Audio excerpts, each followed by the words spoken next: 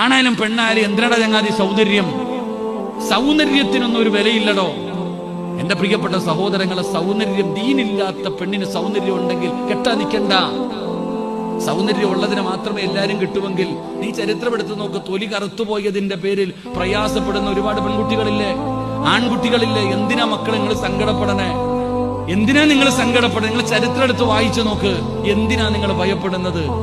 അള്ളാഹുവിന്റെ പ്രവാചകൻ സല്ലല്ലാഹു അലൈഹി വസല്ലമ തങ്ങൾ പറഞ്ഞു, 4 കറുത്തവര് സ്വർഗത്തിന്റെ നേതാക്കന്മാരാണെന്ന് ആദരവായ പ്രവാചകൻ നബി മുഹമ്മദ് മുസ്തഫ. എന്തിനാ? ഇപ്പൊ ഹജ്ജ് കഴിഞ്ഞതല്ലേ? ഈ പോയ ഹാജിയാക്കന്മാര് മുഴുവനും, ഹജ്ജിന് പോയ ഹാജിമാര് മുഴുവനും ഹാജറ ബീവിയുടെ പേര് പറയാതെ വരുവോ? ഹാജറ ബീവിയെ ഓർക്കാതെ വരുവോ? ആ ഹാജറ ബീവിയുടെ നിറം കറുപ്പായിരുന്നു. നിങ്ങളെ കറുത്തവളായിരുന്നു ഹാജറ. മോനെ, മഹാനായ സയ്യിദുനാ ബിലാൽ റളിയല്ലാഹു തആല അൻഹു കറുത്തവനായിരുന്നു. അല്ലാഹുവിന്റെ പരിശുദ്ധമായ ഖുർആനിൽ സൂറത്തുൽ ലുഖ്മാൻ എന്ന്